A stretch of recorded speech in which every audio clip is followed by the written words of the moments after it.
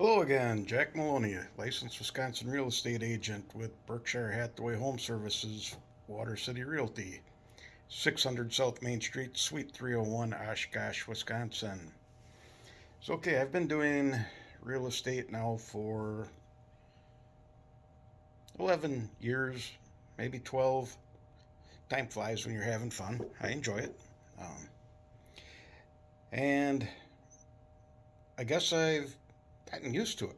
Um, it caught me off guard the other day. I was working with the buyer, and he is also looking to sell the house that he lives at. He just got engaged, and he's looking to move in with his future bride. And he wants to sell his house, which is across town. And he asked me, he says, "What do I have to do to sell my house?"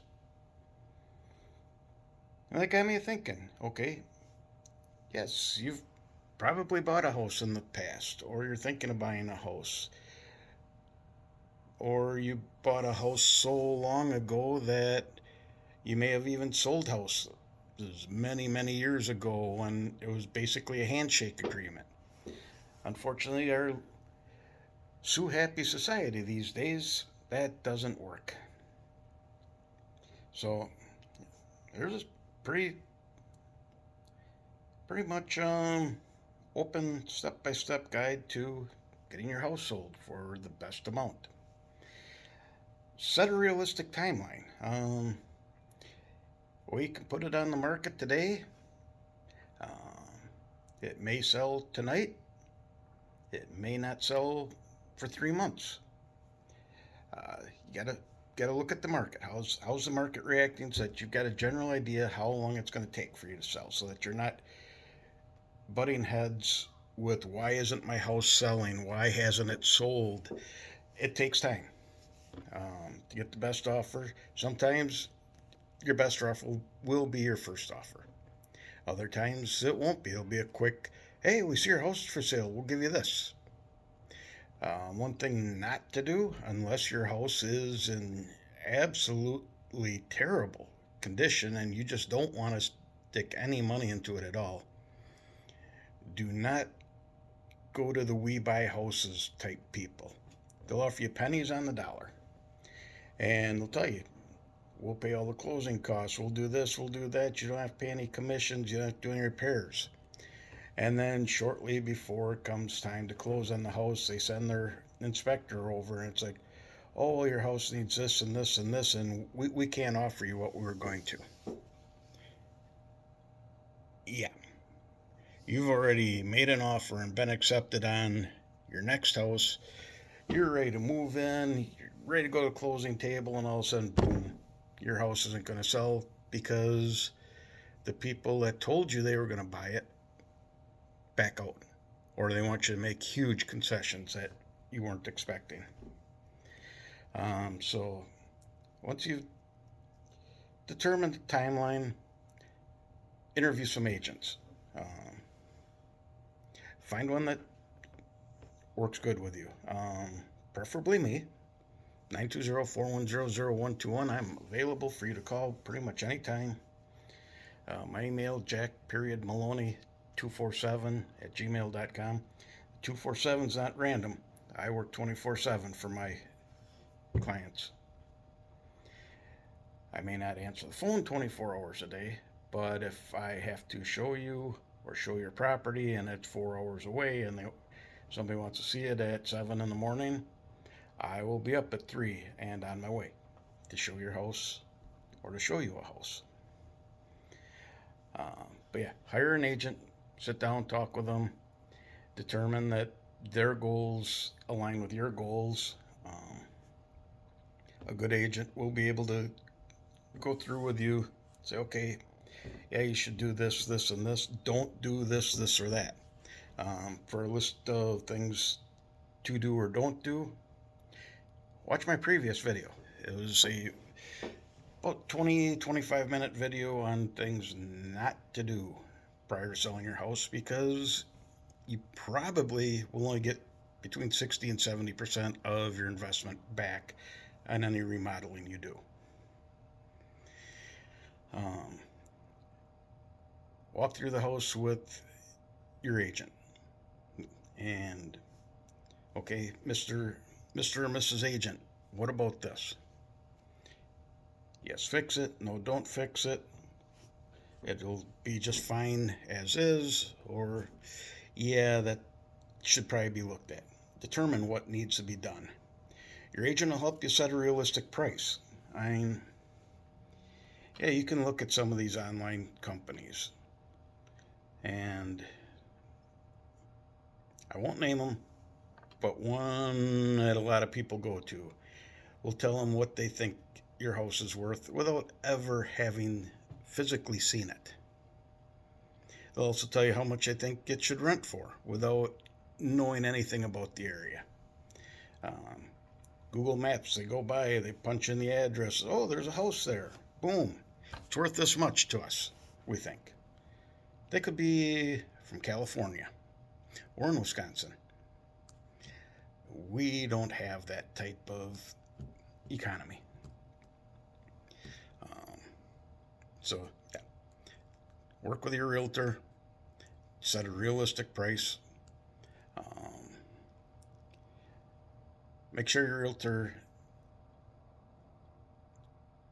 has a means of getting very good pictures. Anybody can come in with an old camera, snap some photos. They don't know how to stage your photos properly.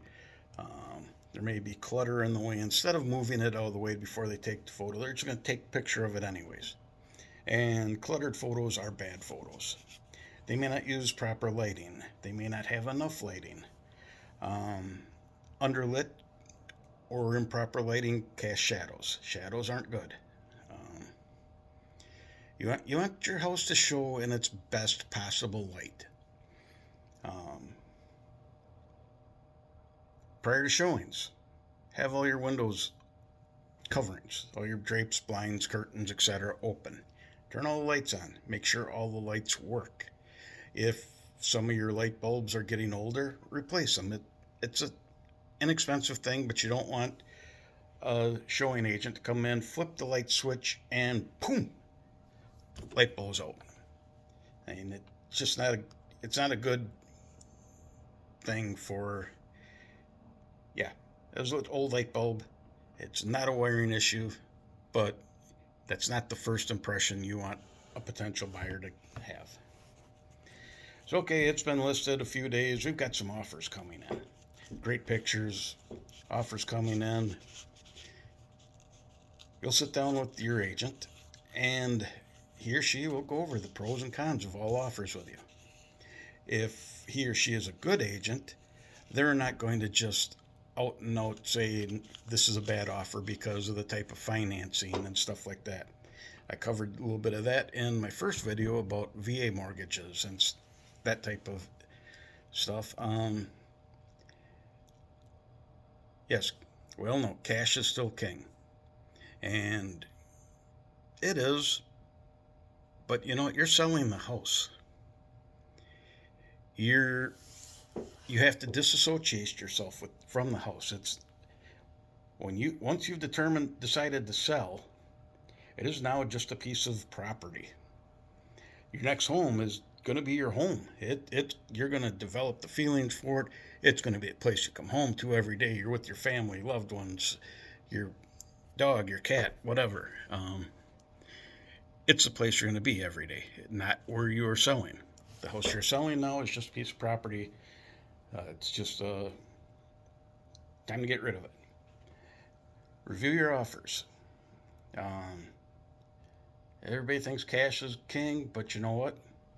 When you're sitting at that closing table and the title company person slides over that check to you, it doesn't matter if it's a financed check or if it's a cash check that had a wire transfer to the title company.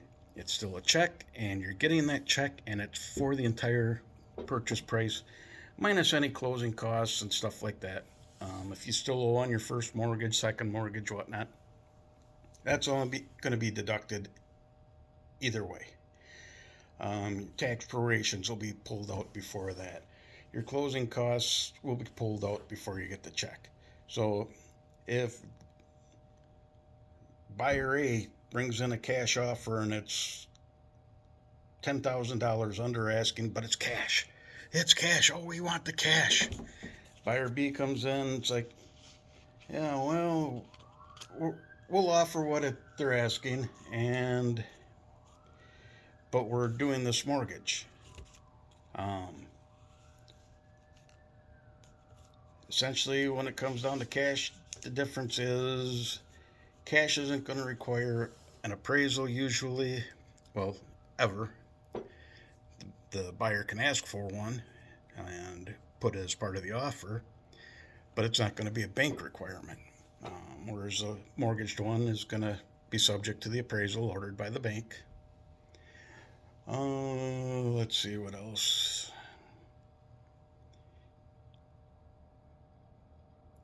Make sure you have all your paperwork.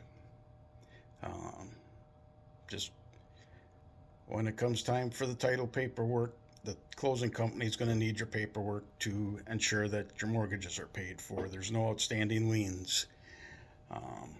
If you have any work done to it within so many days or weeks of closing, you might need lien releases or signed receipts showing that everything's been paid for. Talk to your tax advisor. The big one. Your real estate agent is not a tax advisor. They cannot give you qualified tax information. That is exceeding the limits of our license and can get us in some serious trouble. So talk to your tax advisor, especially if it is a quick turnaround. Say you bought it a year or two ago. Now you're looking at possible capital gains taxes. So you make sure you talk it over with a tax advisor.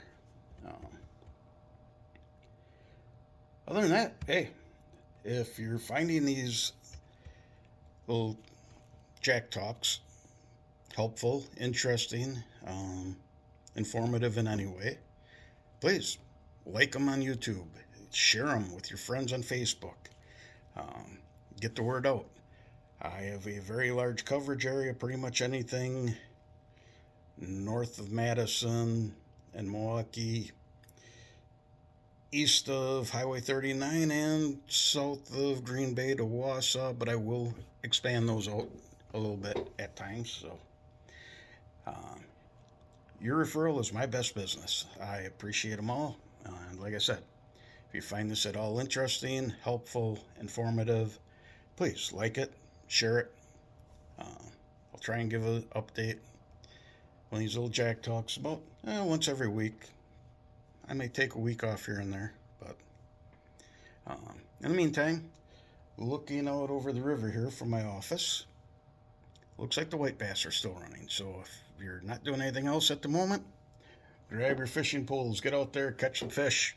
Have a great week. Jack Maloney, Berkshire Hathaway Home Services, Water City Realty, 920-410-0121. I work 24/7. Have a great day.